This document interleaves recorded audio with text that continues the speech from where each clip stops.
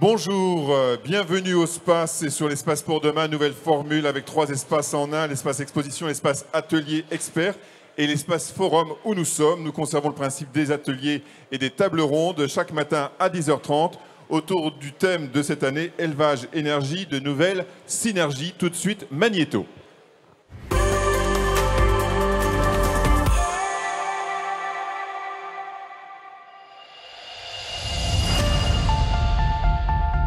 L'énergie va prendre de plus en plus de place dans les exploitations parce qu'on voit bien que ça progresse tranquillement et ça monte, donc il faut trouver des solutions alternatives. Et c'est pour ça qu'on s'est intéressé vers ce type de solution qui est la chaudière biomasse.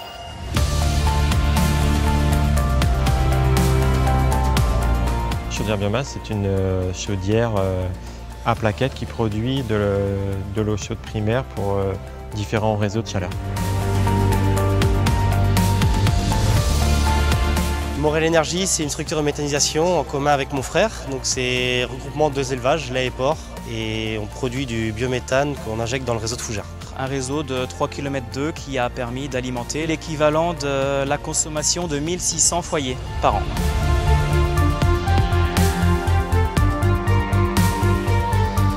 Donc mon exploitation aujourd'hui, c'est 300 truies naissants engraisseurs. J'ai découvert plusieurs procédés et la méthanisation passive me paraissait la plus simple. On vient juste couvrir une fosse, on récupère le biogaz, on alimente une chaudière et on vient chauffer l'élevage. La partie énergie est une composante de notre métier qui permet toujours de continuer à mieux produire pour les consommateurs. Il y a une fierté pour les voisins, pour les amis que mes enfants côtoient. Quand ils viennent sur la ferme, je suis fier d'être agriculteur. Ces structures, ce projet-là m'a apporté une qualité de vie que je n'avais pas avant.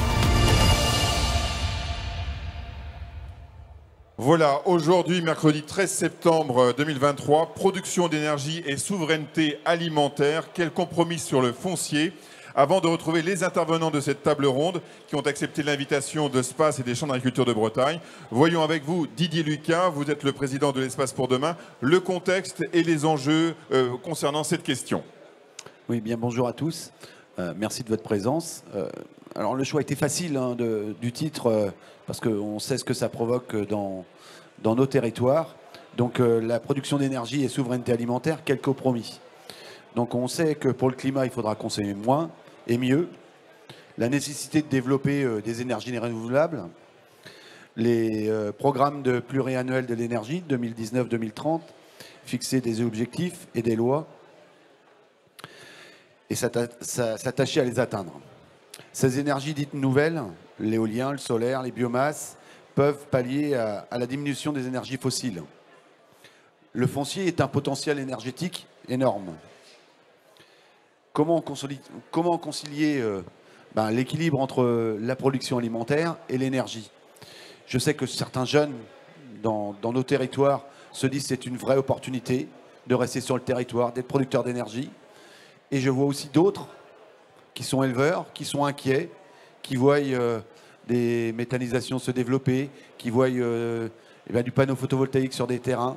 Donc ça pose beaucoup de soucis et je pense que d'avoir quelques experts pour nous apporter un éclairage, et je pense qu'on peut trouver un équilibre entre énergie et alimentaire, c'est comment on fixe les règles, comment on fixe les choses pour trouver l'équilibre parfait sur nos territoires pour que tout le monde puisse y vivre. Donc on a invité Madame Emmanuelle Bourg, qui va se présenter tout à l'heure, Dominique Potier, Jules Nissen et Loïc Guine pour la Chambre. Écoutez, je vous souhaite un bon débat, plein de controverses peut-être, et à la fin peut-être un bon équilibre. Et des belles solutions. Et vous venez à la fin pour donner quelques mots de conclusion. Ok, Didier? Merci. Merci encore, Didier. Donc, on va tout de suite débuter là. On va faire le tour de table, bien entendu, avec les uns et les autres. On va demander tout de suite à la première intervenante, Emmanuelle Bourg-Poitrinal. Bonjour à vous. Vous êtes président de la section forêt, eau, territoire du Conseil général de l'alimentation, de l'agriculture et des espaces ruraux. Alors, c'est regroupé sous un sigle acronyme CGAAER. Je ne sais pas si c'est plus simple. En tout cas, vous êtes du ministère de l'Agriculture. Voilà, on retiendra cela essentiellement. Alors, vous avez réalisé un rapport avec dedans différents scénarios. C'est actuellement sur la table du ministre. Il y a la planification écologique qui se prépare. Ces scénarios vont peut-être inspirer, être pris en compte, un petit bout de l'un, un petit bout d'autre. Quels sont ces 3 scénarios? Le premier, de ce que j'ai compris, il est assez entreprenant et c'est un soutien massif à la production d'énergie et à la transition quelque part. Alors, vous voulez que je commence par le premier? Oui, l'idée c'est de se dire un scénario 1 et puis après un scénario 2 puis un scénario 3. Très bien. Alors, ce premier scénario s'appelle les énergiculteurs. Il y a un choix qui est fait par l'État. Ce choix, d'ailleurs, on en entend parler activement, de supprimer la détaxe du gazole agricole, qui effectivement représente une subvention aux énergies fossiles et qui donc ne peut pas durer très longtemps. Mais dans ce scénario, on transfère ce 1,4 milliard d'argent public vers une stratégie de développement, d'une part de réduction de la consommation d'énergie agricole directe. Donc, c'est l'utilisation des énergies fossiles. Vous m'avez un peu empêché de dresser le décor. Okay. Quand on parle de décarbonation, je fais une petite digression. Pourquoi ces scénarios? Quand on parle de décarbonation de l'agriculture, il s'agit d'éviter l'émission de 11 millions de tonnes de CO2 qui correspond à peu près un quart de l'effort qu'il faut qu'on fasse au niveau de l'agriculture dans l'objectif de la neutralité carbone en 2050. Et ça, on peut arriver à décarboner l'agriculture. Il s'agit donc de diminuer l'utilisation des énergies fossiles et de diminuer aussi la consommation d'énergie à l'échelle de chaque exploitation. Donc on a le scénario 1. On va voir. Alors, le scénario 1. Donc, il y a un choix politique courageux qui est fait de part et d'autre, puisque évidemment ça embarque aussi toutes les organisations agricoles. Donc, de passer d'une énergie carbonée à des énergies décarbonées. Alors, c'est quoi ces énergies décarbonées? Ça, vous les connaissez. C'est l'électricité avec des panneaux photovoltaïques, c'est des carburants avec du biogaz, biométhane ou du biodiesel, et c'est un peu d'éolien. On n'est pas allé sur l'hydrogène, trop compliqué. En tout cas, ce qu'on vise aussi, c'est l'autoconsommation à l'échelle des exploitations. Voilà, premier scénario, sachant que, encore une fois, quand on parle de scénario, ça veut dire que pour l'instant, rien n'est totalement encore décidé. Ça reste encore... Oui, moi, ce que je vous raconte, c'est de la science-fiction. Voilà. Je vous raconte des histoires de ce qui peut se passer, en 2030, 2050, sachant que tout le monde, au sens littéral du terme, tout le globe est engagé dans cette neutralité, et en particulier l'Europe, et en particulier la France, dans cette neutralité carbone en 2050. Deuxième scénario, alors là, on est ce qu'on appelle les volontaristes dilués. Qu'est-ce qu'on appelle les volontaristes dilués? Alors, vous ne m'avez pas laissé quand même dire que l'agriculture, dans ce scénario 1, donc gagne son autonomie agricole et qu'en plus, donc elle va économiser en dépenses d'énergie par rapport aux autres scénarios, ça c'est important pour l'exploitation, mais en plus, la production d'énergie peut contribuer à 25 à 50% du revenu agricole. Alors, le scénario 3, on va aller voir celui-là, c'est l'inverse. C'est une décroissance subie sans transition énergétique. Donc, On a un recul indéfini de cette affaire de taxes. Personne n'ose prendre la décision, c'est jamais le bon moment. Du coup, il n'y a pas de moyens pour accompagner financièrement la transition des agriculteurs. Et puis, il y a des freins à la conversion électrique, il y a des freins à l'installation des méthaniseurs, etc., etc. Et finalement, il ne reste plus que la PAC, mais avec la PAC, on risque de concentrer les aides sur des grandes exploitations en surface. Les petites exploitations voient le prix de l'énergie passer à 30% de leur charge, c'est insupportable. Donc, il ne reste plus que 200 000 exploitations en 2050. Et donc, on est dans ce scénario de décroissance. Donc ça, alors, scénario 1, scénario 3, et donc il manque le 2, celui qui est intermédiaire. D'où le volontarisme dilué. C'est-à-dire on y va, mais pas totalement avec autant de volonté, quoi. C'est ça. On y va, mais on n'y va pas... on y va mollement. Voilà, on y va mollement. Retard au démarrage, accompagnement par des demi-mesures, hein, puisqu'on ne dispose pas d'une véritable enveloppe très incitative, sur fond d'une PAC qui ne serait pas suffisamment énergétique, et puis certaines régions prennent des orientations, d'autres en prennent d'autres. Bref, là, c'est le scénario intermédiaire. Donc d'un côté, on va avoir des énergiculteurs, c'est-à-dire ceux qui auront pris de l'avance, le train en marche, enfin, voilà, tout ce qu'on peut dire. Et puis, des agriculteurs qui subiront le handicap énergie, mais qui, en général, à la fin, finit par être mortel. Voilà. Alors, voilà ces trois scénarios. Ces trois scénarios, comme on dit. Voilà. Alors, on va interroger justement nos différents intervenants très rapidement, très court, pour avoir un peu leur regard, leur point de vue.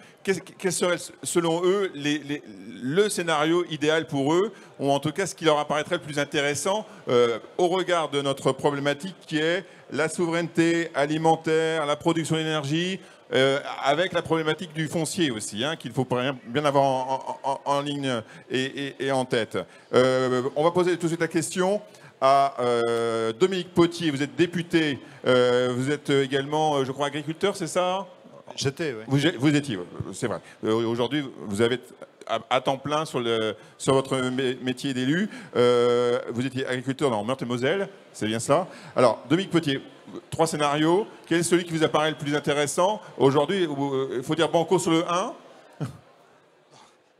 On est tenté de dire oui au 1, mais le diable est dans les détails. Oui. Donc, et on n'a pas le détail. Donc je me méfie, je suis prudent à oui, cette heure. C'est normal. On a en 2 minutes 3 scénarios qui portent quasiment la paix et l'avenir de l'humanité, et puis on devrait se prononcer rapidement dessus.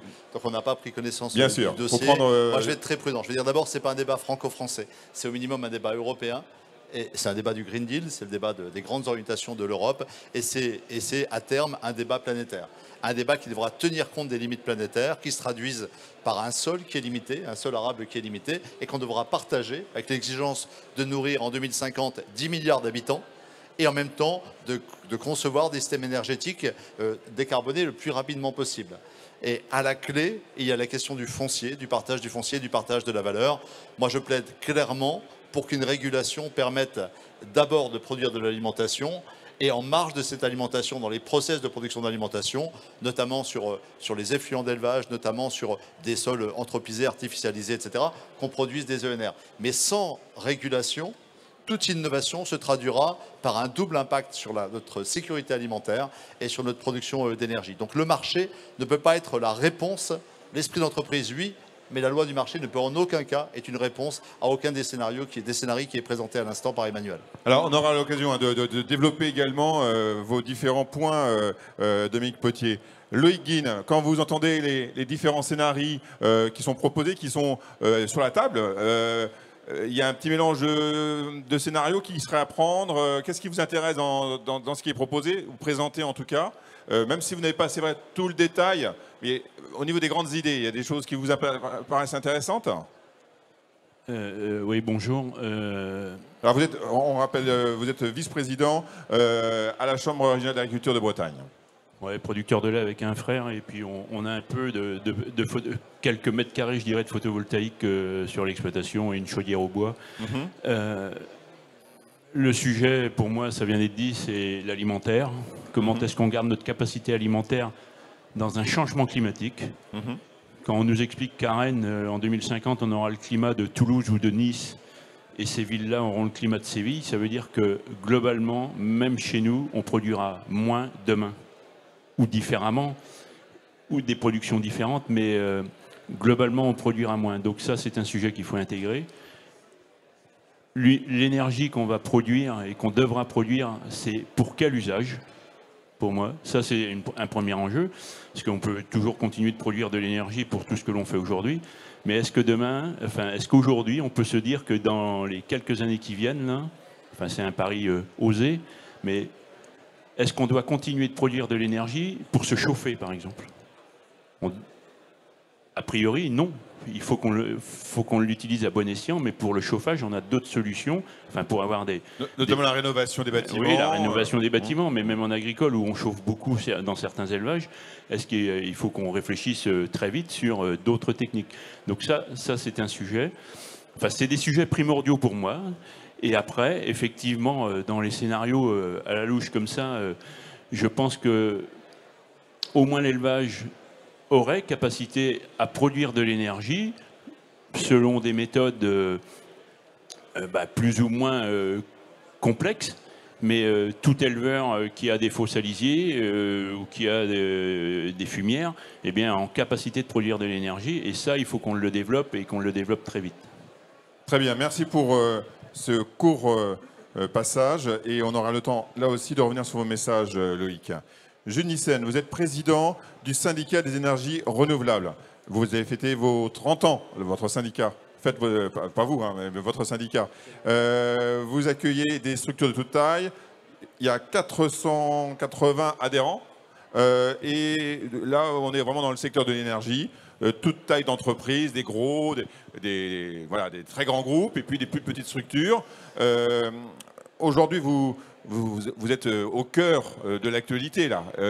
En plus, au SPACE, encore plus, on parle que des énergies, ou essentiellement des énergies.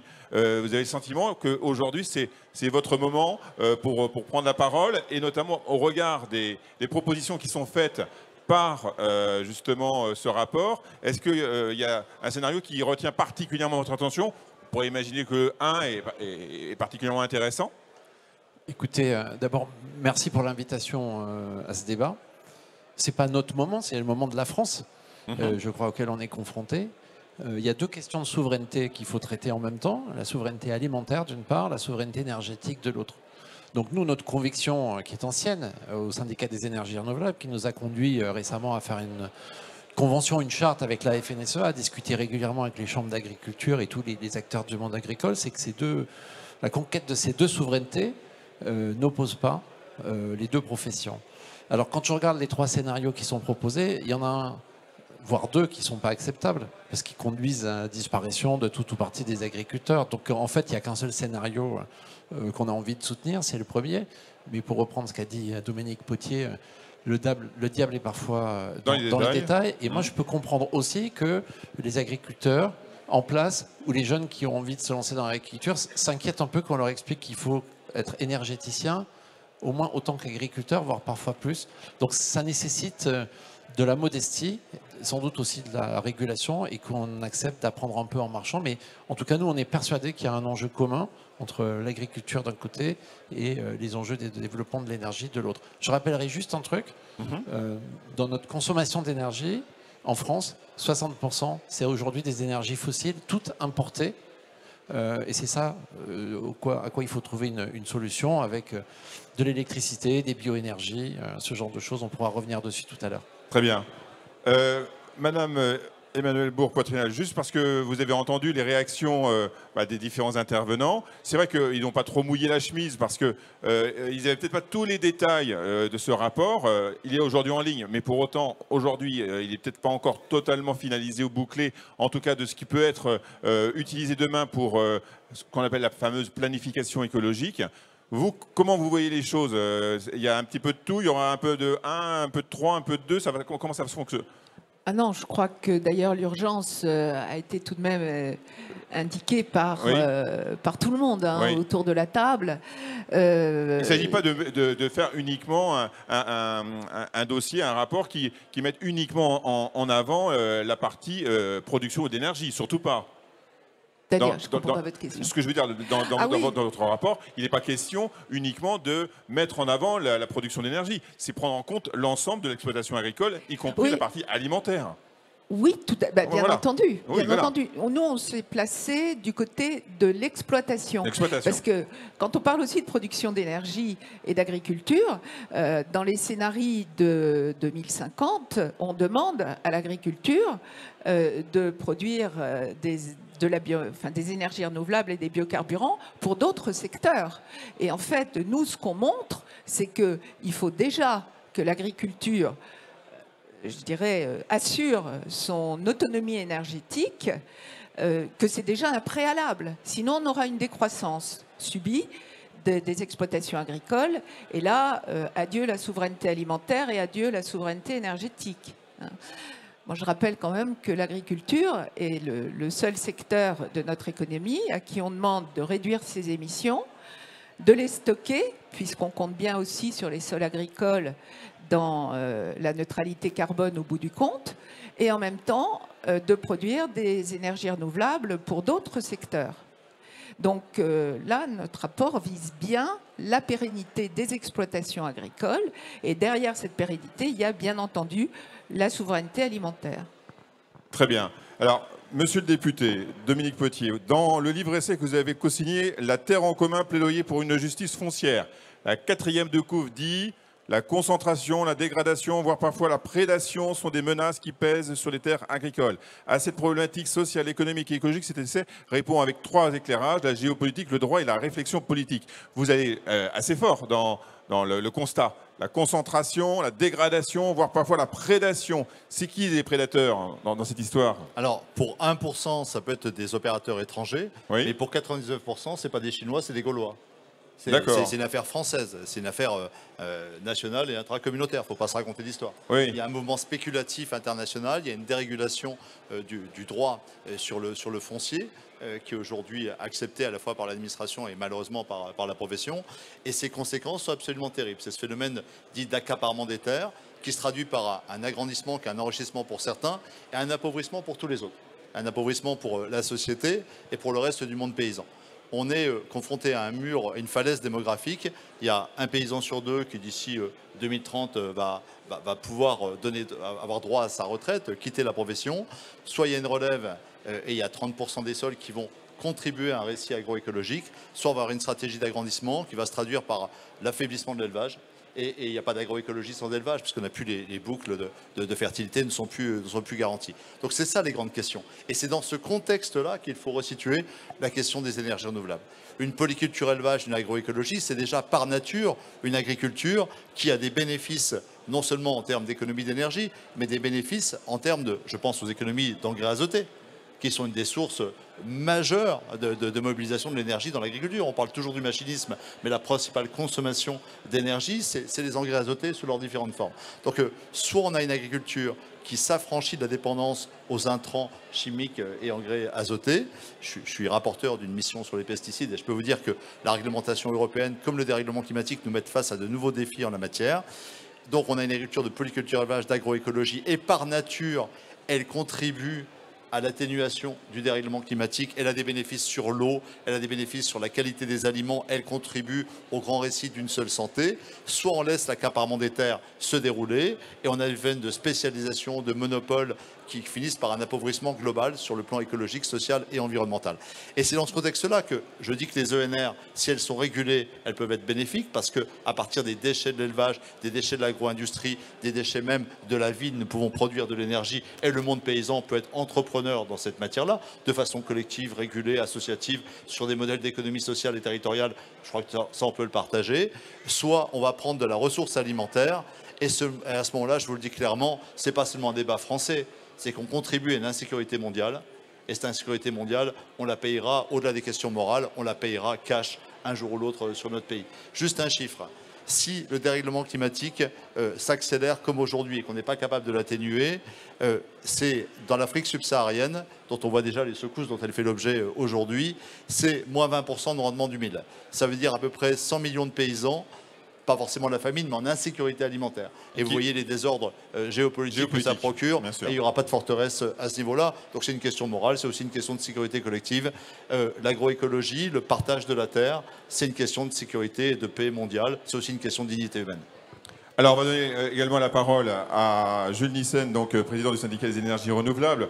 Vous dites, juste pour avoir quelques mots, vous avez parlé de la convention, d'une convention que vous avez signée avec la FNSEA, justement, sur le fait qu'il faut éviter justement le conflit énergie, alimentation, et ainsi faire tomber toutes les craintes et trouver le bon équilibre. Que dit cette convention?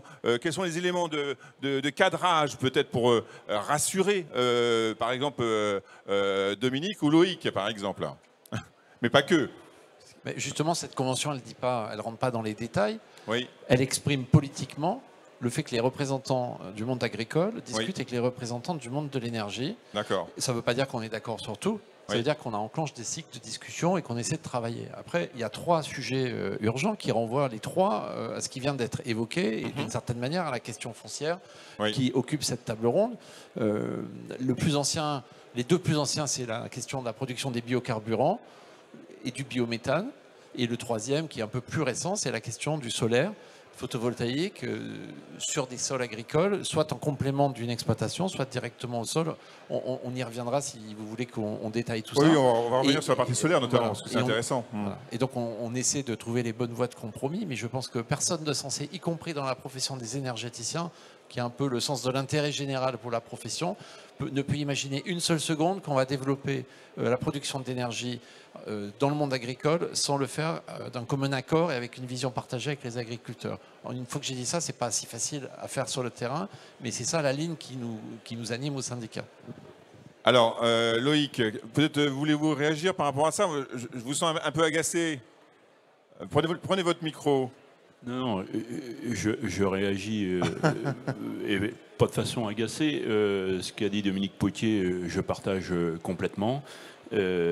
Sur le foncier, enfin très clairement, parti comme on est parti, je vois des jeunes là, mais j'ai envie de leur dire on va dans le mur. Hein. Enfin, très clairement, l'accaparement des terres est en train de se faire à une vitesse grand V et on va découvrir des choses dans quelques années quand on va ouvrir les yeux assez catastrophiques, y compris en Bretagne. Alors sans doute pour partie due au manque de candidats à l'installation.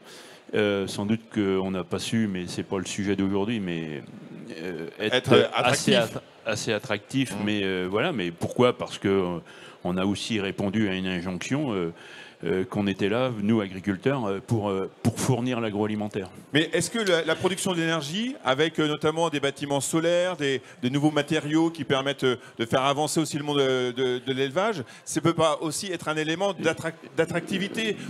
Hier, j'ai vu un éleveur, il va partir en retraite, il a mis du solaire sur son bâtiment. Je lui ai dit, mais c'est pour chauffer vos bâtiments? Non, non, c'est juste pour revendre. Mais bon, ça va permettre à mon exploitation d'être plus attractive pour être revendu. Voilà. Ça c'est un sujet. Quand j'entends mon voisin de gauche qui en gros est en train de vouloir nous expliquer que tous les énergéticiens sont un peu scrupuleux sur le développement qu'ils voudraient faire des énergies dites renouvelables. Là, par contre, ça m'agace pas, ça me fait sourire. Parce que quand l'on voit les propositions qui peuvent être offertes à des agriculteurs. Maintenant, je vous ai dit en présentation, avec mon frère, on a mais on a du photovoltaïque sur des bâtiments. Et si EDF avait été un peu moins compliqué il y a 10 ans, on en aurait encore davantage. Ça, c'est une chose. On a un pré-refroidisseur pour le lait, ça économise de l'énergie. Mon frère est équipé d'une chaudière à bois, et bien ma foi, il économise des énergies fossiles et il utilise du renouvelable. Donc, quelque part, effectivement, ça, c'est un vrai sujet. Et je vais juste refaire un peu d'histoire dans mon mandat. Quand j'ai été donc élu président de la Chambre d'agriculture il y a un peu plus de 5 ans, et qu'on m'a confié le rôle d'animer ce groupe de réflexion sur les énergies, quelles qu'elles soient, à la Chambre d'agriculture. Quand j'ai rencontré le président des méthaniseurs bretons, de l'association des méthaniseurs bretons, je lui ai dit, écoute, les méthanisations que vous développez les uns et les autres, là, ça peut être intéressant pour un certain nombre, si vous avez des bonnes qualités de terre, parce que 3 productions, parce que c'est quand même un peu l'objectif, c'est au minimum 3 productions, alors j'allais dire fourragères, 3 productions qui sortent d'une parcelle de terre en 2 ans. Toutes les terres ne sont pas capables de le faire aujourd'hui. Donc ça, c'est un sujet. Investir plusieurs millions d'euros, c'est pas donné à tout le monde. Psychologiquement, il faut être capable de porter ces projets-là. Mais par contre, c'est pour ça que je reviens à ce que j'ai dit tout à l'heure, les éleveurs. On a tous les éleveurs, sauf l'aviculture, mais on peut le faire différemment, on a tous des fosses à lisier. Et ça, je pense que depuis, je lui ai dit ça ce jour-là, j'ai dit, écoute, toutes nos fosses là, on aura un jour tous obligation de les couvrir. Pour le moment, il y a les élevages les plus importants qui ont une obligation réglementaire, hein, les IED, qui sont classés en IED, ont obligation de les couvrir. Mais moi, avec mes 100 vaches, je produis peu de lisier parce qu'elles sont beaucoup à l'herbe. Malgré tout, elles produisent un peu de lisier. Ça s'évapore, l'ammoniac part dans l'air. Donc on pollue. Donc quelque part, là, avec un peu d'aide publique, parce que je pense qu'il faut inciter, enfin quand je vois ce qu'on est capable de payer, parce que j'ai des panneaux photovoltaïques à 63 centimes au départ et qui sont à 70 aujourd'hui, il y a de l'argent public, il faut avoir l'honnêteté de le dire. La méthanisation aujourd'hui, elle a des contrats de 15 ans avec beaucoup d'argent public. C'est un fait, c'est pas une critique, c'est un fait. L'alimentaire, par contre, n'a pas grand-chose. Donc c'est une question de réorientation des politiques publiques, c'est ça. C'est ce que va faire madame à travers son scénario. Et donc pour finir, couvrons nos fosses, trouvons le moyen. Alors la Chambre d'agriculture avait développé un process de couverture de fosses qu'on appelle nénuphar. Il y a des éleveurs de porcs qui n'ont pas choisi de faire des méthanisations avec des grandes cuves en béton, mais se sont dit on va couvrir nos fosses. Et comme on a besoin de chauffage, eh bien, on va récupérer ce gaz qui va alimenter un moteur et puis après une chaudière et voilà. Cependant, là, il faudrait quand même faire attention. Il faut qu'on travaille sur le fait qu'ils aient encore... À terme, il ne faudrait plus que ces élevages aient besoin de chauffage pour que cette énergie-là aille faire autre chose. Et aujourd'hui, on a un tracteur New Holland derrière. Je ne suis pas là pour faire la publicité, mais malgré tout, New Holland, le groupe New Holland a racheté une entreprise en Angleterre qui teste un autre mode de couverture de fosse et qui est là en train d'expérimenter pour récupérer le gaz, le purifier sur place et l'utiliser dans un tracteur, dans un véhicule, dans un chauffage. Voilà, et donc ça, il faut qu'à terme, et je dirais que dans les 10 ans, il faudrait qu'on ait tous couvert nos fosses pour faire les choses, et ça répondrait aux enjeux du rapport du CGAER. D'accord. Alors, Dominique Petit et ensuite Jules Nyssen. Oui, moi je voudrais complètement aller dans le sens de Loïc. Il y a 70 000 fosses à lisier, porcins et bovins. Elles émettent des gaz à effet de serre, tu l'as dit, du méthane, dont on sait le pouvoir 25 fois plus destructeur que le CO2. Elles émettent également à 2%, certes, mais tout de même 250 fois supérieur du protoxyde d'azote, dont on découvre aujourd'hui sur le plan scientifique que son effet structurant sur les gaz à effet de serre et pourrait être supérieur, enfin pourrait pas être supérieur, mais pourrait être réévalué par rapport au méthane lui-même, ce qui recale d'ailleurs le débat sur la place de l'élevage dans nos sociétés et dans notre agriculture. Donc on est sur un phénomène massif et plutôt que d'avoir l'entrée exclusive de 20% ou 30% dans les tuyaux de gaz de GRDF, l'entrée aurait pu être de dire diminuons globalement, une autre métrique aurait été de dire diminuons globalement l'impact de ces lisiers, de ces fumiers sur l'environnement. C'est une autre entrée et il faut bien sûr le monétiser.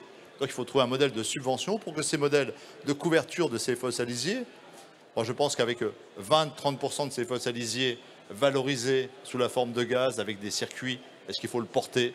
Est-ce qu'il faut faire de la cogé? Est-ce qu'il faut faire des circuits, des réseaux de chaleur locaux et tout? On peut en discuter, mais un modèle économique moins capitalistique, plus territorialisé, ancré sur des entreprises à taille humaine et un modèle bien plus performant en termes de réduction des impacts, il est moins capitalistique et à 1 euro public investi par la région, par l'État, par l'Europe, je suis persuadé qu'il est 2 fois, 3 fois, peut-être 10 fois supérieur au modèle d'une méthanisation qui aujourd'hui incontrôlée, malgré les progrès de la législation récente, accélère le phénomène d'accaparement des terres, concurrence directement l'élevage au moment où on a une décapitalisation bovine et laitière qui est extrêmement inquiétante pour la survie de nos ambiances et de nos économies des filières d'élevage, et qui, d'autre part, crée des désordres écologiques majeurs par la concentration des digestats et provoque une certaine colère dans les milieux ruraux sur la dégradation des infrastructures. Donc franchement, si on n'est pas capable de penser une autre méthanisation... Monsieur le député, vous, de ce que j'ai compris, vous avez travaillé sur la loi énergie renouvelable. Pourquoi ne pas avoir travaillé sur ces sujets-là et éviter la dérégulation? J'ai été leader du groupe socialiste et ils avaient besoin de nous pour faire une majorité sur les ENR. D'accord. Ce qui a donné l'opportunité de faire 2-3 gestes politiques très forts, comme l'interdiction du photovoltaïque au sol. On en reparlera certainement. Et une régulation par un décret qu'on attend et qui m'inquiète terriblement sur l'agrivoltaïsme. Et j'ai simplement, parce que la méthane n'était pas vraiment à l'ordre du jour, j'ai réussi à négocier un amendement qui dit qu'il y a une voie B de la méthanisation. Et cette voie B, c'est une méthanisation 100% effluent d'élevage. D'accord. Comme ça, quand on aura la loi d'orientation du mix énergétique, on pourra dire il faut peut-être stabiliser et réguler la méthanisation actuelle, celle qui fait appel à 15% de production alimentaire, mais qui n'est pas contrôlée et qui n'est pas effective. On est bien sur des débordements bien plus importants. J'ai noté que les jeunes agriculteurs avaient pris position pour 5%. Ils vont dans le même sens que nous, Loïc, en termes de prudence. Et moi, je propose qu'une voie B, 100% effluents et déchets, soit explorée afin qu'il y ait un débat démocratique et une orientation budgétaire plus efficiente en la matière. Alors, Gilles Nissen, je pense que vous avez plein de choses à apporter comme éléments de réponse et peut-être lever des craintes. Des éléments de réponse, je ne sais pas. D'abord, de la régulation, il y en a. Il y a une loi spécifiquement dédiée à l'accélération des énergies renouvelables qui a mis de la régulation sur des sujets où il n'y en avait pas avant. Je pense en particulier à la question du solaire sur des terres agricoles. On en reparlera sans doute tout à l'heure. Il y a peut-être des problèmes de contrôle. Ah ben ça, sur la méthanisation, oui, je pense qu'il y a un problème de contrôle. Après, la France est un pays qui limite à 15% les intrants d'origine alimentaire dans les méthaniseurs. Ça n'existe pas forcément dans les autres pays de l'Union européenne, contrairement à ce qui est fait pour les biocarburants. Maintenant, le monde des énergies renouvelables est en train d'entrer dans une nouvelle phase, avec de nouveaux enjeux. Et tout le monde a conscience que, surtout quand on parle de méthanisation, on parle de bioénergie.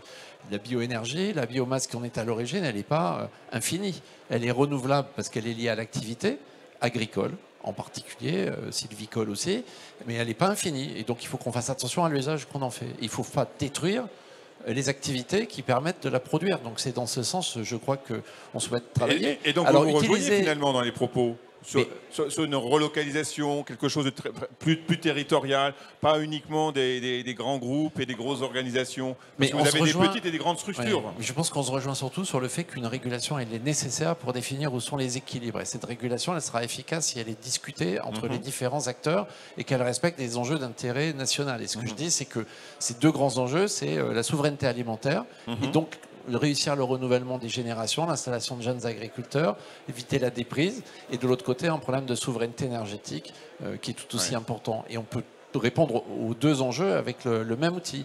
Maintenant, pour ce qui concerne spécifiquement la méthanisation, on peut travailler à un modèle qui utilise les effluents. Ça suppose aussi qu'on trouve un statut pour les digestats, qu'on puisse les utiliser dans les cultures comme engrais, ce qui aurait des cercles, créer un cercle vertueux par ailleurs. En tous les cas, les exemples qui ont été cités tout à l'heure montrent que pour les agriculteurs, quand c'est fait d'une façon, je dirais, maîtrisée, c'est à la fois quelque chose qui permet de faire de l'autoconsommation et en même temps de compléter le revenu de l'exploitation. Après, c'est comme toute chose, ça ne peut pas être dévoyé. Donc, nous, syndicats d'une profession jeune, vous avez rappelé tout à l'heure que nous fêtons nos 30 ans, qui a démarré un peu sur les chapeaux de roue dans différents domaines. Aujourd'hui, on essaie de travailler à la définition d'une régulation équilibrée pour que nos deux objectifs puissent être atteints en même temps.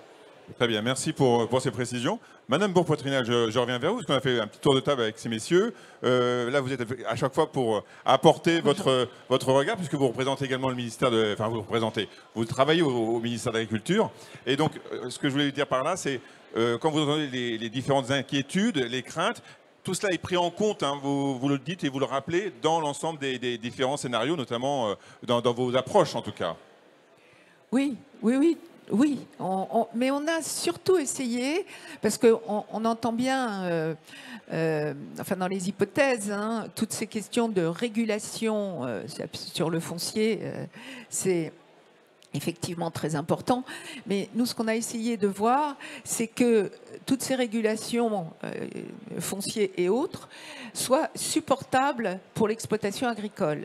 Et là-dessus, il faut arriver à avoir des modèles économiques qui permettent aux exploitations de survivre. On ne peut pas que mettre des interdits, etc. Il faut que derrière, ensuite, les exploitations puissent continuer à gagner leur vie. Voilà, et ça c'est pas évident. Il faut un modèle économique qui suit. Elle vous regarde, Dominique. Non. Donc, réagissez. Il y a un immense... Je me permets, je veux pas... C'est vous qui régulez, hein, mais Allez-y. J'ai de l'énergie à revendre sur le sujet. Je peux me la donner gratuitement, il n'y a pas de problème. Je voudrais dire à Emmanuel, il y a un impensé dans votre rapport, si vous dites le revenu des agriculteurs. Arrêtons avec cette légende, c'est le revenu de quels agriculteurs? Quand aujourd'hui, en faisant de l'agrivoltaïsme ou du photovoltaïsme au sol, on fait grimper le prix du foncier, c'est un propriétaire qui s'enrichit et tous les autres qui pleurent parce que leur foncier sur le marché agricole, il n'a pas pris la valeur que prend celui de l'ENR. Quand un méthaniseur aujourd'hui renchérit le coût du maïs ou d'une matière première, il fait monter le prix de l'ensemble des matières premières agricoles dans des périodes de stress hydrique. Ça peut donner des déséquilibres terribles. En tout cas, c'est ce que je vois chez moi dans l'Est, dans le monde paysan que je crois bien connaître, quoi. Donc quand on dit le revenu des agriculteurs, c'est le revenu de quels agriculteurs? Les propositions que je fais d'une méta raisonnée, d'une régulation du marché foncier et d'une régulation du marché de l'agrivoltaïsme, elles visent à partager la valeur à l'ensemble des paysans et à l'ensemble de nos concitoyens. Donc c'est un modèle vertueux d'économie. Il n'y a pas les économistes et les autres. Moi, je suis pour l'esprit d'entreprise. Mais c'est bien la régulation qui va permettre à tous de prendre une part de la valeur. Les systèmes, la seule loi du marché telle qu'elle est définie aujourd'hui, crée une sorte de compétition. La carte des méthaniseurs, ce n'est pas la carte des ressources des effluents d'élevage, c'est la carte des capitaux et des réseaux de GRDF. La carte du photovoltaïque, ce n'est pas la carte des sols artificialisés pauvres ou de l'agrivoltaïsme intelligent, c'est la carte des raccordements au réseau RTE et des marchands de soleil. Si on ne planifie pas, le gouvernement en a plein la bouche de planification, eh bien, mettons-le en œuvre dans les ENR. Il s'agit de quoi? De 300 000 hectares, entre 0,5 et 1% des terres agricoles. Voilà, franchement, si on n'y arrive pas... 0,5, 1%, c'est ce que vous avez pris si on n'y arrive pas, pour le solaire, en tout cas. Hein. C'est ça que vous disiez, Jules. Merci à Dominique Potier de rappeler ce chiffre que je comptais utiliser, mais c'est pas grand-chose. Donc on peut désacraliser cette crainte. Je parle là du foncier nécessaire pour le solaire, pour la partie solaire.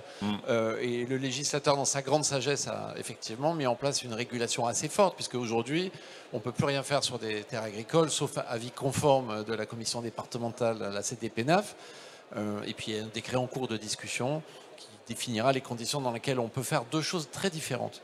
La première partie, c'est travailler à l'installation de solaire sur une exploitation agricole de manière à essayer d'optimiser ou de faciliter l'exploitation agricole elle-même, soit pour l'adapter au changement climatique, soit pour augmenter son rendement sur du maraîchage, de la vigne ou des parcours d'élevage. Mais la priorité, ça reste l'agriculture. Et le panneau photovoltaïque est un élément de l'installation agricole. Ça, si on veut que ça fonctionne bien, il faut qu'on soit à la fois assez souple, mais qu'on ne fasse pas n'importe quoi et qu'on soit capable de l'expérimenter.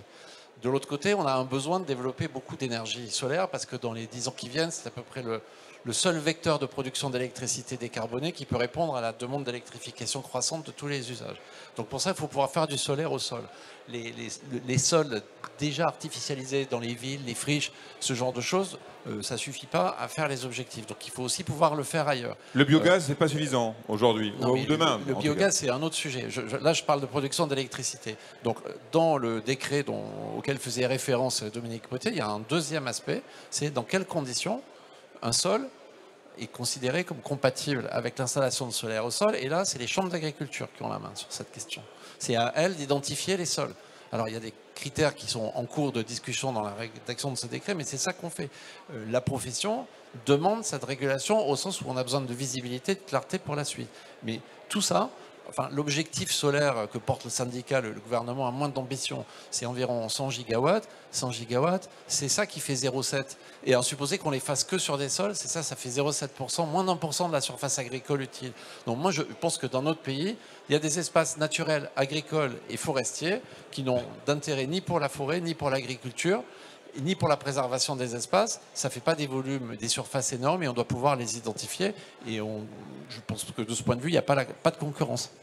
Madame Bourg-Poitrenel, vous souhaitiez réagir? On a 20 000 Oui, allez-y, c'est bon. On a 20 000 hectares par an de terres délaissées tous les ans en France, aujourd'hui, par l'agriculture, parce que les conditions d'exploitation sont trop difficiles. Oui, mais moi, je pourrais rebondir sur ce que vous dites en m'en félicitant, mais je vois parfaitement la difficulté qui va naître du fait de considérer qu'une terre agricole devient définitivement cataloguée comme n'étant plus utile pour l'agriculture. Donc, il faut laisser les professionnels définir où sont les zones où on peut le faire, mais en tout cas, le chiffre que vous donnez, au-delà de tout ce qui est déjà naturellement inculte, sans doute, nous laisse penser, une fois qu'on aura vraiment mené ce travail, qui est conduit au départ par les chambres d'agriculture, qu'en réalité, on n'a pas tellement de problèmes de surface dans les terres qui n'ont de toute façon plus aucun intérêt pour l'agriculture.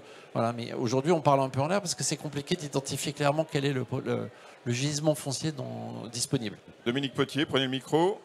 Oui. On a passé 2 mois sur cette loi, je pense un peu avoir creusé les débats. On s'est croisés, on s'est parfois affrontés, toujours avec respect, et on a même pris rendez-vous pour se retrouver. Le décret est en discussion. Le décret, je ne sais pas qui l'a écrit, mais à mon avis, ce n'est pas le ministre de l'Agriculture. Je le dis pour les médias qui sont là. Parce qu'on retrouve tous les impératifs des énergéticiens qui ont voulu lever les contraintes. Donc là où le débat dans l'hémicycle a été clair, on recrée de l'ambiguïté. Que dit le débat dans l'hémicycle? Il dit pas de photovoltaïque au sol, dans les terres agricoles, sauf des terres qui n'ont pas été paquées, je ne sais pas comment dire, qui n'ont pas eu de PAC depuis au moins 10 ans. Dans une deuxième lecture, on a laissé la définition du nombre d'années, mais ce n'est pas des terres à peu près ou un peu faibles, etc.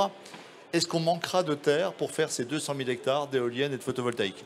Moi, je vais vous donner un seul chiffre. Il y a en France, aujourd'hui, je travaille avec les établissements publics locaux, les comités de communes de France et différentes organisations. Il y a aujourd'hui 500 000 hectares 500 000 hectares en France de zones d'activité artisanale, industrielle et commerciale.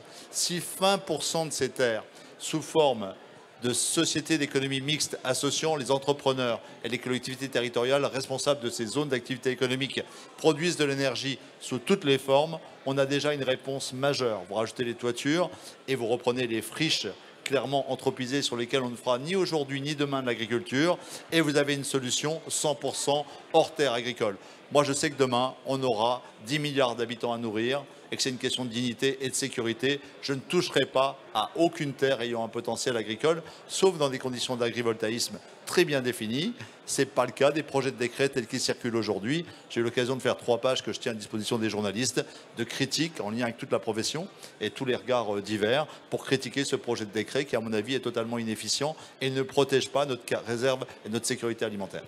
En gros, quelque part, vous voulez faire en sorte que tout ce qui est actuellement panneaux solaires et autres aille plutôt dans les activités, dans les zones d'activité commerciale, ce qu'on appelle par les médias la France moche, là, dont on a beaucoup parlé. C'est ce qu'on a dit à un moment donné. C'est là. Sur une zone industrielle, si on rajoutait des micro-éoliennes, du photovoltaïque et tout, personne ne va râler, quoi. Ouais. En plus, il y a un consensus, quoi. Il n'y a pas de sujet. Et c'est au bénéfice de la collectivité. Ça fait de l'autoconsommation industrielle. C'est plus performant qu'un tank Calais ou une porcherie, franchement. Enfin, il y a des gros consommateurs d'énergie. Et il y a souvent des villes qui sont adossées, qui peuvent être raccordées dans des systèmes de boucle énergétique viable. Donc faisons déjà ça, et le solde, regardons où il faut aller sur des terres artificialisées. Donc il faut faire de la planification. Là, actuellement, ce sont les marchands d'énergie qui font leur marché sur l'espace rural. Je dis que nous ne sommes pas un supermarché, ça ne doit pas être le Far West, et qu'on doit être capable, on était capable de faire de l'hydroélectricité en compensant, en régulant, etc. On doit être capable de faire le défi du photovoltaïque et du méthane dans des conditions respectant tout à fait l'économie agricole, ses régulations, le droit du sol, la relève agricole et notre sécurité alimentaire. C'est possible. Alors, je vais dire franchement, parce que Jules le sait, il sait mieux que moi, ça coûte un peu plus cher. Ça coûte un peu plus cher de mettre sur une toiture, sur une ombrière et sur une zone d'activité. Mais est-ce qu'on n'est pas capable, collectivement et par des péréquations, de payer un tout petit peu plus cher notre kilowatt d'énergie pour assurer notre sécurité alimentaire? Franchement, il y a une question de priorité. On n'ose pas revenir sur les vols en avion, sur les week-ends en avion et on irait faire un arbitrage sol agricole par rapport à des zones d'activité pour faire du photovoltaïque. Mais enfin, on marche sur la tête, quoi. Donc il faut revenir à l'essentiel. On est au moment de l'effondrement du climat. On est au moment d'une insécurité alimentaire qui peut être une tragédie humanitaire majeure et une insécurité géopolitique. Il faut avoir des priorités. Alors, peut-être Loïc et Jules, vous allez pouvoir réagir parce que, monsieur le député, en fait, vous ramenez encore une fois tout ce qui peut être solaire sur ce qui va être dénoncé justement sur les zones d'activité commerciale, les entrées de ville. Et actuellement, on en parle pour essayer de les remettre particulièrement de manière attractive. Alors, est-ce que c'est le solaire qui va pouvoir le permettre? Voilà, il y a des choix à faire peut-être aussi. Quel est votre point de vue, Loïc, là-dessus? Déjà, les énergies que nous avons à disposition, c'est comment est-ce qu'on les régule, alors, je vais le dire comme ça, sur 24 heures. Est-ce que des panneaux photovoltaïques... Alors, le stockage va venir sur l'électricité, les batteries et machin. Enfin, je pense qu'il y a des choses qui vont arriver, et qui sont en train d'arriver, et puis qui vont s'accentuer. Malgré tout, quand vous avez des panneaux photovoltaïques, enfin, comme la semaine dernière, qui devaient produire au maximum du maximum... entre 10h et 16h, cette électricité-là, vous en avez fait quoi? Et vous l'avez rémunérée comment? Vous l'avez rémunérée au tarif. L'utilisation du foncier pour ça, je pense qu'il faut une vraie régulation parce que de toute façon, tant qu'il y a du business et que c'est l'argent qui commande, on va faire n'importe quoi. Je vais juste vous prendre un petit exemple.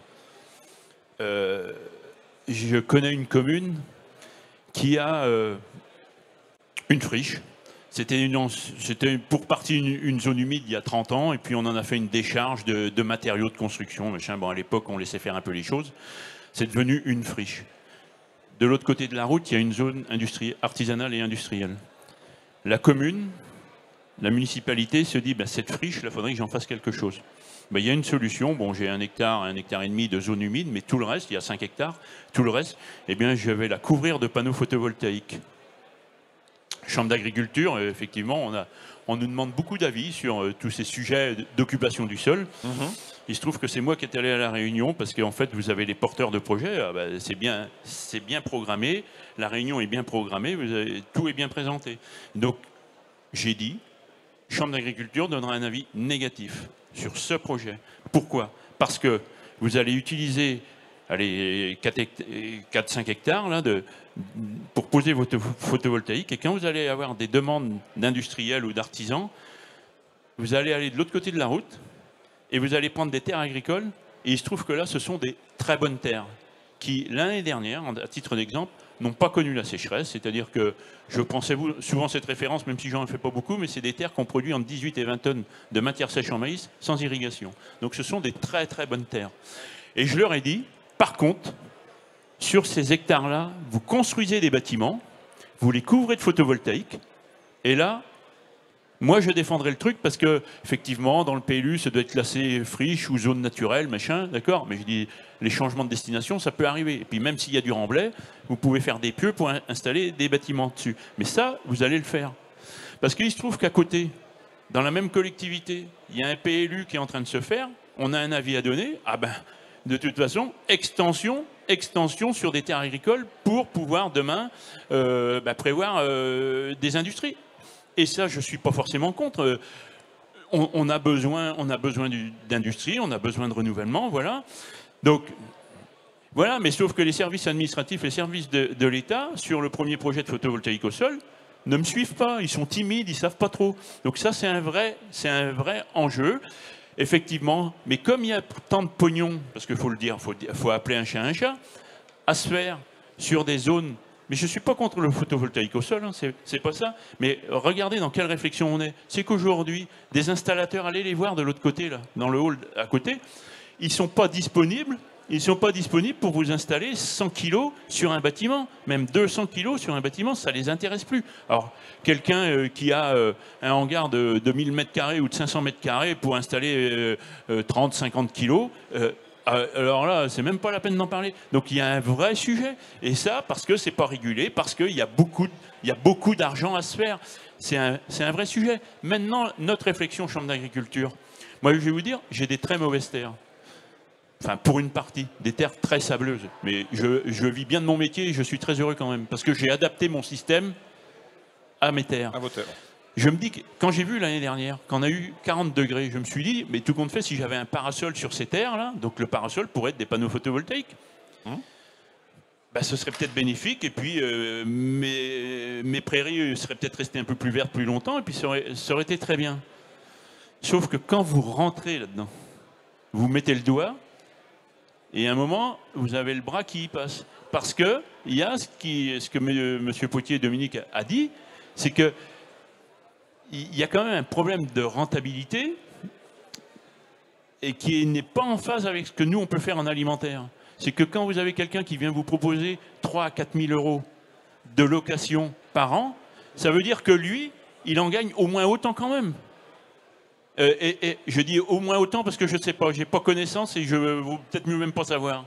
Donc il y a quand même un sujet, on est déconnecté par rapport à la réalité de la base, parce que il faut, je le dis souvent aux élus, considérer l'agriculture et la considérer mieux, c'est hyper important.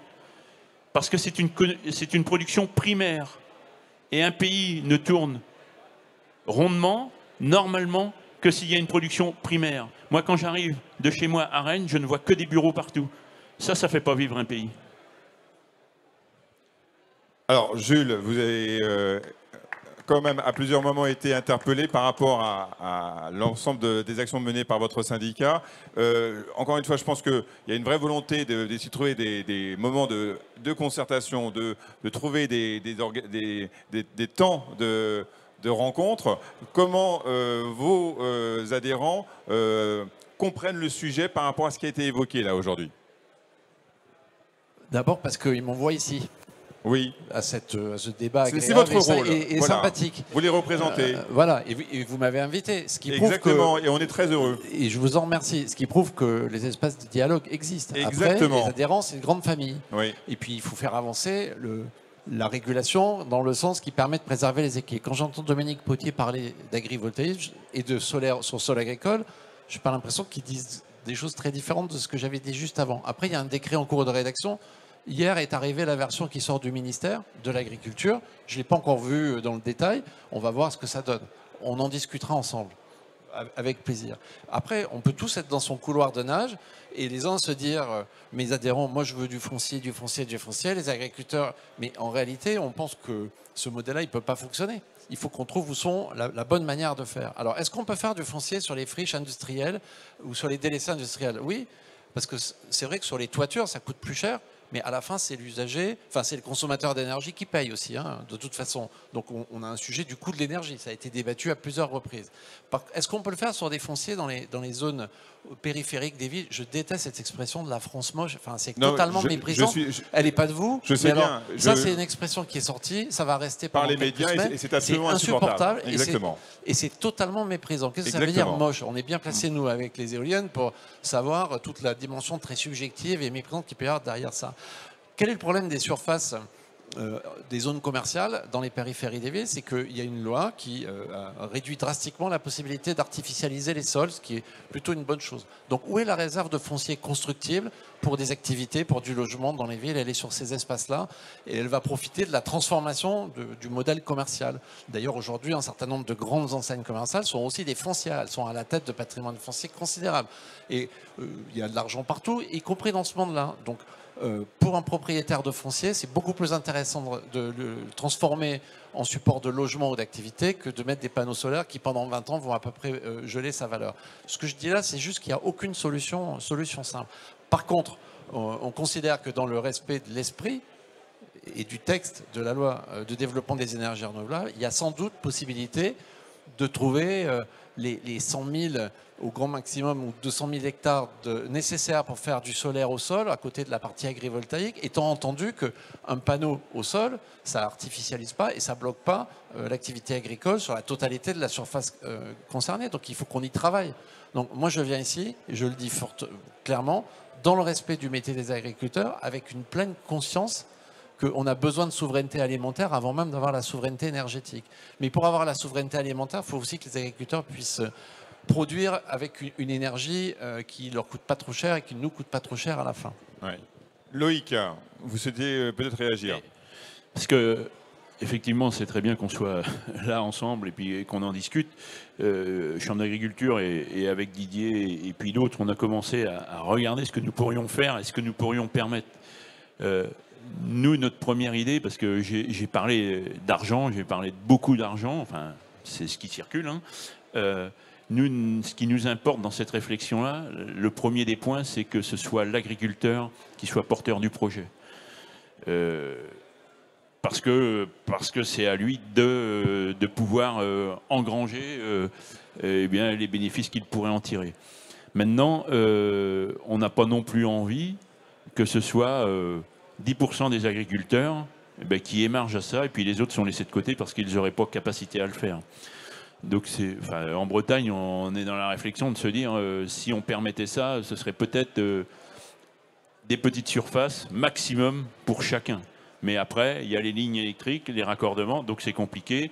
Et de toute façon, on a pris l'engagement qu'à chaque étape de notre réflexion, on aille voir aussi les services de l'État pour discuter, parce que aussi on a des avis à donner sur l'urbanisme et on ne voudrait pas que de toute façon à un moment ça fait on nous réponde ça fait du mitage sur tout le territoire et donc c'est pas possible. Donc c'est quand même pas simple. J'entends que ça coûte plus cher sur un bâtiment, malgré tout là-dessus. Et les JA, et ils me l'ont rappelé encore hier soir, et je pense qu'ils ne savaient pas que je venais là ce matin, mais ils me l'ont rappelé quand même, et je sais qu'à Saint-Malo, notamment les JA de l'Ouest, sur tous ces sujets d'énergie, renouvelables ou infinis, ils ont été très courageux. Ils ont été très courageux, et c'est pas pour les caresser, c'est très courageux par rapport à d'autres régions qui réfléchissent, un certain nombre d'entre eux du moins, de façon très égoïste. Donc le photovoltaïque, y compris sur les terres agricoles, va évoluer dans sa réflexion, dans son positionnement sur le sol. Ça ressemblera peut-être demain plus à des haies, des panneaux verticaux qu'à des couvertures, et donc on pourra peut-être continuer de produire entre. Mais il faut que ce soit le porteur de projet et de façon équilibrée. Donc c'est pour ça qu'il faut que ce soit cadré, qu'il soit maître du jeu. Très bien. Alors, juste un court mot, Dominique, et ensuite on donne la parole au public. D'accord? Très court.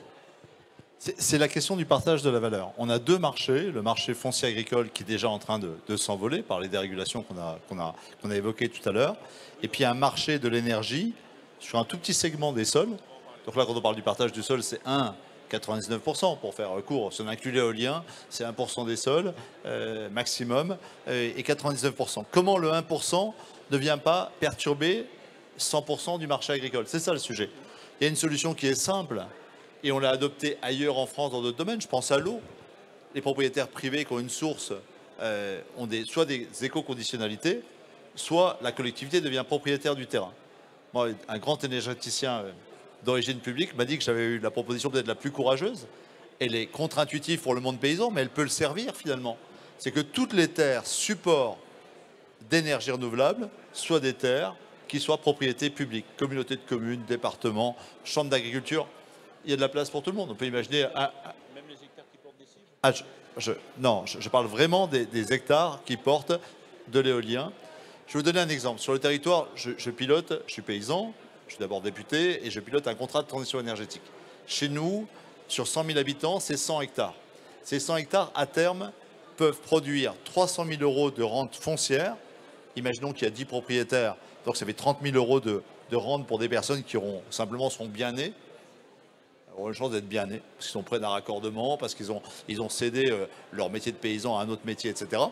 Et puis, il y a un impôt, c'est l'IFER, qui va rapporter également 300 000 €, ça fera 3 € par concitoyen. Je vous assure que c'est le rétablissement des privilèges, ce n'est pas possible. Moi, je propose qu'aujourd'hui, ces 100 hectares, 100 000 à l'échelle nationale, 150 000, peu importe, ils deviennent propriété publique, que le monde agricole en touche 50%, 60%, 30%, ce n'est pas à moi de le définir ici. On retouche une valeur qui bénéficie à l'ensemble des paysans et que celui qui exploite sur des panneaux d'agrivoltaïsme ou sous une éolienne soit justement compensé, comme la FNSEA, les syndicats savent le faire dans les discussions avec les industriels. C'est tant, c'est 500 €, c'est 1000 € pour les contraintes, etc. Mais quelque chose de loyal qui correspond à un fermage. Après tout, dans notre pays, grâce aux lois Pisani et Tanguy-Prigent que vous connaissez bien ici, le taux du fermage est fixé par le préfet, il n'est pas fixé par le marché, et heureusement, eh bien, pour l'agrivoltaïsme et pour l'éolien, on peut faire la même chose. Alors, on va maintenant poser les questions avec le public. Si vous avez des questions à poser, vous levez la main très simplement et puis ils seront prêts à répondre à l'ensemble de vos questions sur ce qu'ils ont pu dire, sur les questionnements que vous avez. Si vous souhaitez avoir plus de détails sur certains points qu'ils ont déjà abordés les uns ou les autres, allez-y, posez vos questions, levez la main, voilà. La première main est souvent la plus difficile à obtenir. Alors, monsieur là-bas, monsieur, là, tout debout, rapprochez-vous, monsieur.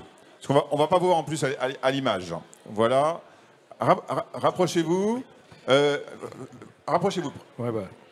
Voilà.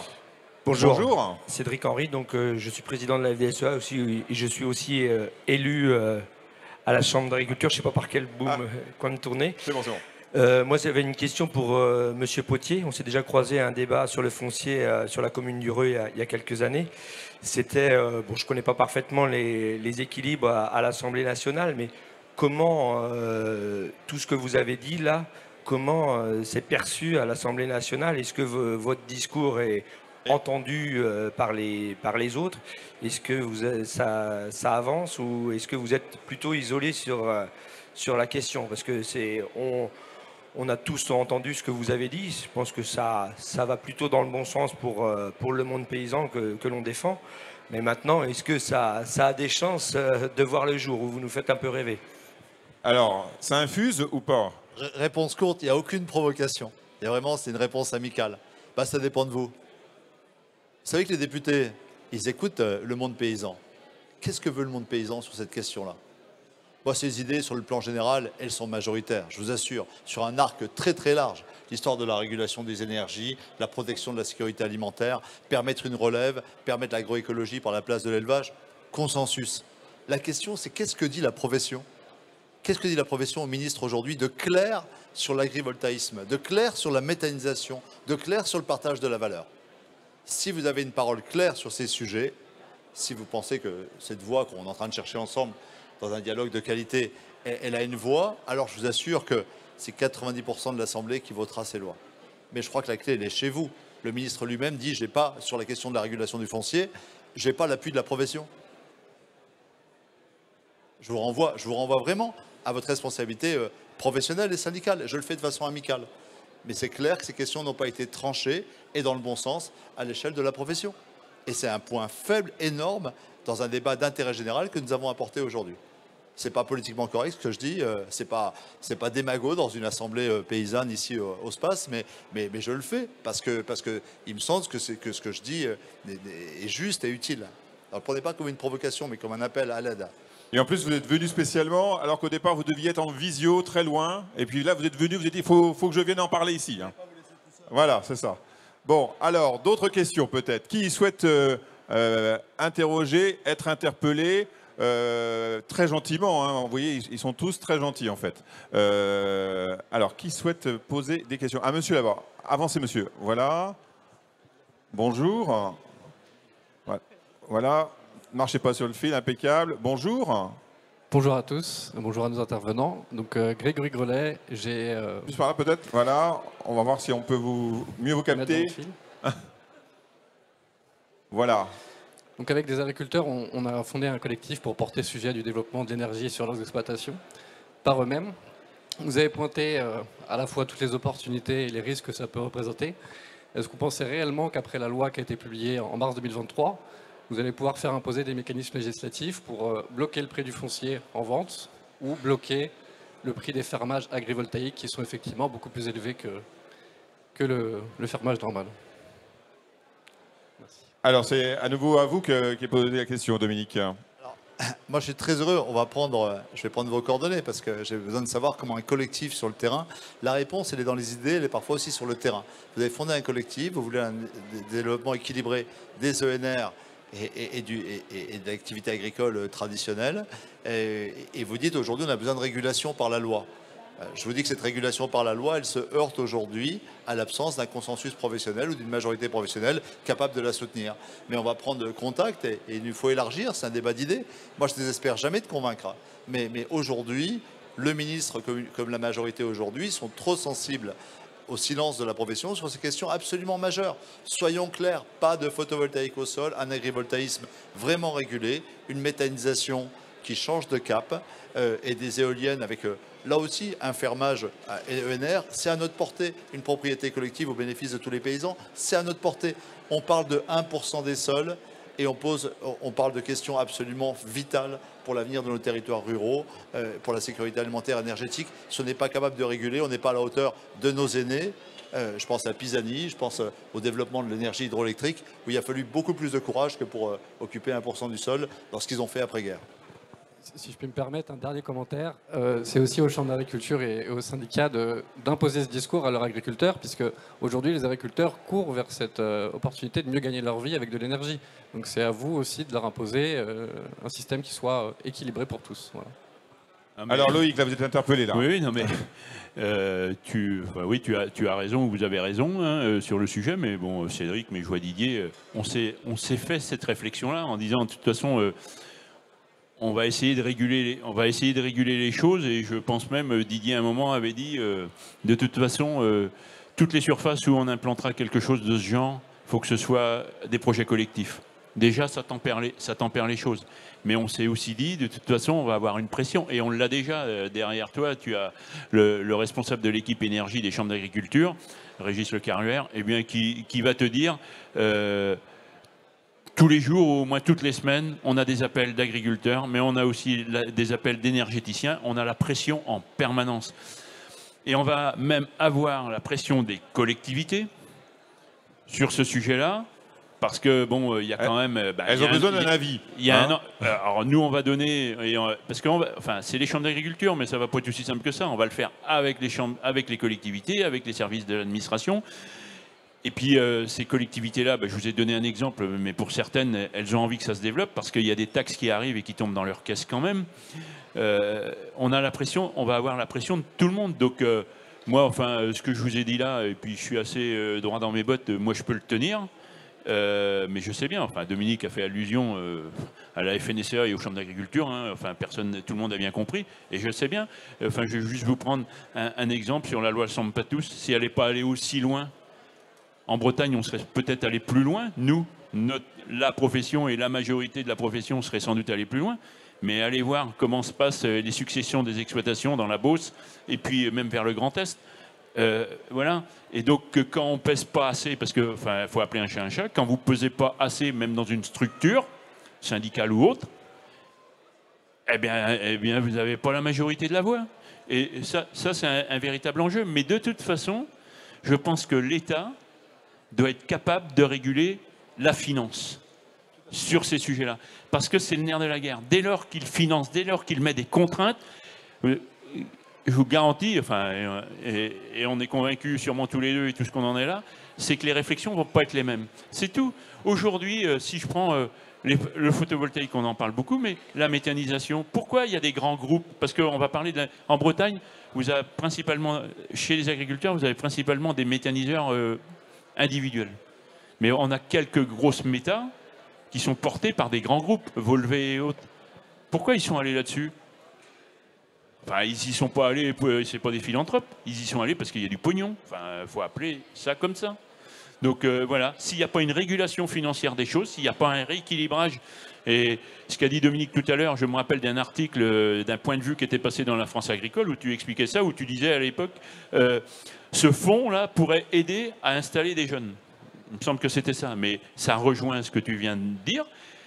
C'est typiquement ça. Des projets soit collectifs, ou soit c'est la collectivité qui porte. Parce qu'autrement, on ne va pas s'en sortir. Et l'alimentaire, ce sera le parent pauvre. C'est le parent pauvre. Le président du SPACE, hier, face au ministre, l'a dit. des contrats de 15 ans, de 10 ans, 15 ans, 20 ans, parce que moi sur le photovoltaïque, on a eu des contrats de 20 ans, à des prix rémunérateurs. Et à côté de ça, je suis la bio pour... je suis producteur en lait bio avec mon frère, mais je suis la bio pour les chambres d'agriculture. Et là, dans le quart d'heure, il y a une enveloppe là, de soutien aux producteurs en difficulté. Je fais le tour des régions pour voir comment ça se passe et puis si les gens vont pouvoir y émerger. Eh bien, en faisant ça, je me rends compte qu'il y a des producteurs de porc, par exemple, qui se sont lancés dans le bio il y a quelques années, y compris avec des coopératives, parce que ces mêmes coopératives n'ont pas respecté un contrat de 5 ans. Donc il y a des éleveurs qui ont investi et puis ils sont tombés comme ça, plouf. Heureusement, pour certains, ils ont bien réagi, enfin, entre guillemets, bien réagi, ils ont retrouvé un autre métier, et ils sont encore avec nous. Mais enfin, c'est ça le sujet. Donc, quand sur la PAC, sur la conversion à l'agriculture biologique, l'aide à la conversion à l'agriculture biologique, j'ai demandé au ministère, sur celles et ceux qui veulent aller sur des circuits courts, il nous faut des études de marché, mais des vraies études de marché. Et que sur ceux qui sont en circuit long, il faut des contrats, mais pas des contrats de 5 ans, des contrats à 10 ans, parce que je pense qu'il faut qu'on amortisse un bâtiment sur pas plus de 10 ans. Il y a des syndicats agricoles qui m'ont dit non parce qu'il ne faut pas empêcher le développement de la bio, et l'État m'a dit non parce que ce sera trop difficile à contrôler. On est dans ce monde-là. Et l'alimentaire est le parent pauvre. Alors, d'autres questions de Régis Le Carleur. Régis, avance-toi un petit peu. Voilà, là où était monsieur tout à l'heure. Voilà, pointe un tout petit peu dans le champ. Bonjour, Régis Le Carleur, responsable d'équipe énergie. Ah bah tu fais fuir la moitié des jeunes. Là. Énergie, climat. Avance-toi, parce qu'on ne te voit pas. Avance. Voilà. Bonjour, Régis Le Carleur, responsable d'équipe énergie, climat à la Chambre d'agriculture. Donc je m'adresse à Jules Nissen sur une question. Mais avant, je voudrais quand même aussi saluer le scénario 1, qui est énergiculteur. Mais ça, je me pose la question depuis longtemps, et voilà, je profite de vous la poser parce que vous êtes là. La première fois où je suis venu au SPACE, c'était en tant qu'installateur. Et on voit aujourd'hui, maintenant je suis en chambre, et on voit aujourd'hui en fait que il n'y a presque plus d'installateurs, c'est des développeurs. Et pour répondre au scénario 1, les agriculteurs ont besoin d'installateurs. Alors, je connais quelques installateurs, j'en connais même beaucoup. Ils sont passés d'installateurs à développeurs. Voilà, donc par rapport à ça, voilà, qu'est-ce que vous pouvez répondre? Et ça permettrait aussi, je pense qu'on est tous d'accord, quand vous avez écouté le scénario 1 tout à l'heure, c'est aussi, je pense, celui que vous auriez choisi. Mais pour arriver à ce scénario 1, il faut des installateurs. Il ne faut pas que des développeurs, il faut beaucoup d'installateurs pour arriver, d'une part, à installer sur tous les toits. Et aujourd'hui, c'est un sujet. On n'arrive pas à installer sur tous les toits parce qu'en fait, il y a une sélection des toits, des toitures, tout simplement. Il y a beaucoup d'agriculteurs qui aimeraient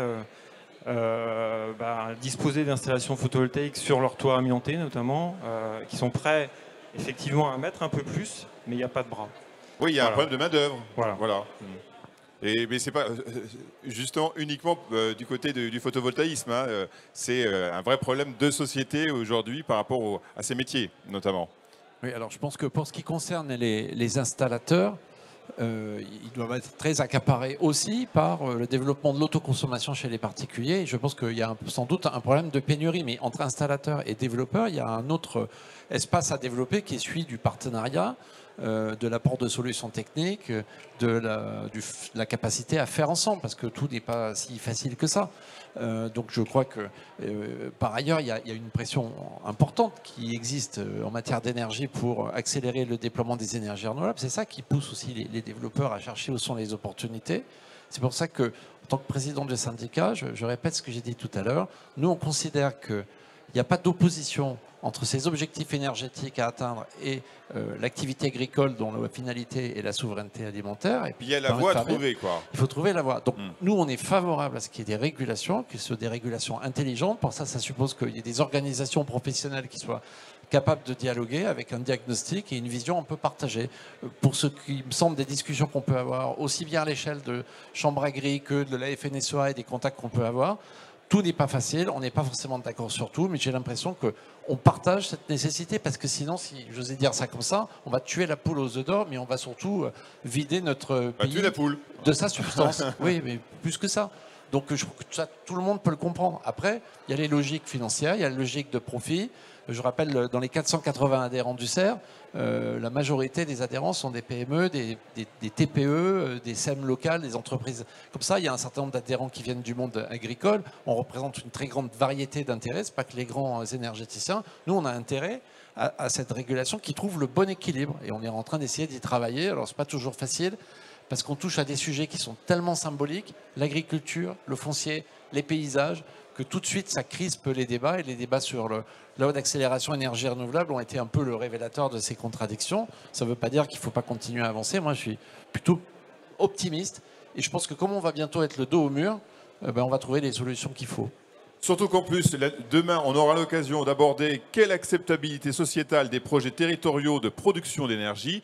Et là, on voit aussi que les enjeux d'acceptabilité sociétale sont là aussi pour calmer, freiner, mieux réguler aussi, parce que tout le monde n'est pas prêt à accepter un certain nombre de constructions, de réalisations près de chez soi. Et donc, il y a aussi ces réflexions à mener, et on aura l'occasion, avec d'autres intervenants, demain, d'aborder ces questions-là, car là aussi, la régulation passera aussi par peut-être la voix certes des syndicats, certes également du monde de l'élevage de manière générale, mais également de la société en général, qui, elle aussi, à un moment donné, et elle l'a déjà fait, se sentira particulièrement concernée et donnera son avis et son point de vue sur la question à travers des associations diverses et variées. Parfois, on a le meilleur, et parfois, on a, comme partout, le pire.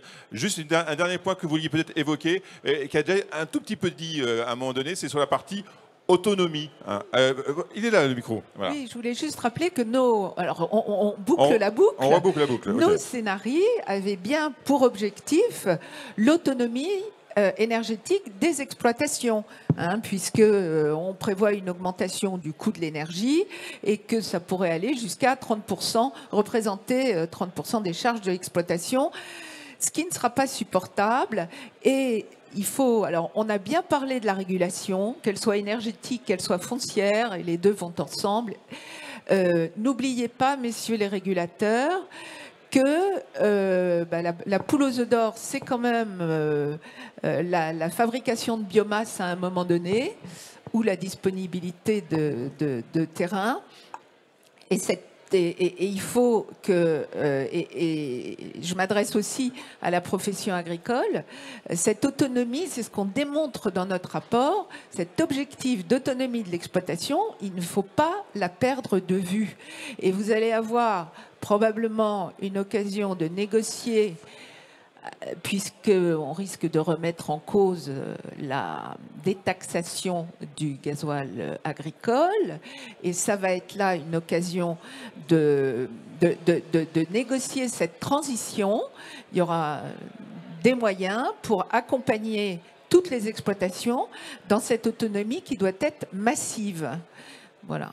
Très bien. Merci en tout cas pour ce point qui a permis de, comme vous le dites, boucler cet échange et cette table ronde qui va sans doute se poursuivre dans les échanges un tout petit peu après. Didier Lucas, vous avez ouvert, vous allez conclure, vous avez écouté. Qu'est-ce que vous en tirez comme élément de conclusion, de réflexion? Vous êtes le président de l'Espace pour demain, également élu chambre. Oui, eh bien, effectivement, les débats sont passionnés et on a un vrai besoin de compréhension. Mais je pense que j'ai entendu pas mal de choses et j'ai l'impression aujourd'hui de sortir comme à la fin de la Seconde Guerre mondiale, où on a demandé aux paysans de nourrir tout le monde. Et moi, je suis producteur de porc, mais je suis producteur d'énergie. Producteur d'énergie, quand je fais du porc, j'amène de l'énergie à la population. Et aujourd'hui, je pense que l'agriculture, on va lui demander de produire davantage d'énergie ou de la partager. Et je pense qu'on a besoin de règles claires de l'État, de nos politiques. Mais j'ai entendu des solutions aussi. Je pense que les 1,4 milliard doivent donner de la compétitivité à nos élevages, premièrement. Deuxièmement, il peut être taxé aussi les énergies renouvelables de façon conséquente, de façon à ne pas faire des hégémonies financières, énergétiques pour chauffer et la transmettre sur l'élevage pour aider les élevages à devenir encore plus compétitifs. Et ça, c'est le vrai sujet de demain. Je pense qu'on a possibilité de trouver un équilibre, un bon équilibre, mais il faut que ce soit partagé. Et j'ai envie de dire, il va falloir faire prendre conscience à la société qu'on ne peut pas attaquer tous les dossiers, qu'il va falloir partager, que c'est un intérêt sociétal pour l'ensemble de nos concitoyens d'avoir à manger et de pouvoir se chauffer. Merci. Merci Didier Lucas, merci à l'ensemble de nos intervenants, à Dominique Potier, député, Loïc Guine, vice-président de la Chambre d'agriculture, Jules Nissen, président du syndicat des énergies renouvelables, Emmanuel Bourre-Poitrinal, présidente de la section forêt haut territoire du Conseil général de l'alimentation, de l'agriculture et des espaces ruraux, le CGAAER, au sein du ministère de l'Agriculture. Demain, nouvelle table ronde à 10h30. Quelle acceptabilité sociétale des projets territoriaux de production d'énergie? Je vous rappelle que tout de suite, il y a un atelier qui se déroule juste à côté, au sein de l'Espace pour demain, sur le thème des économies d'énergie en élevage porcin, avec notamment Frédéric Kergourlet. Vous pouvez le retrouver sur cet espace atelier. Voilà, merci à vous tous et on se retrouve bien entendu demain pour un nouveau rendez-vous de table ronde. Très belle journée sur l'espace et faites le plein d'infos ici pour demain faire le plein d'énergie. Merci.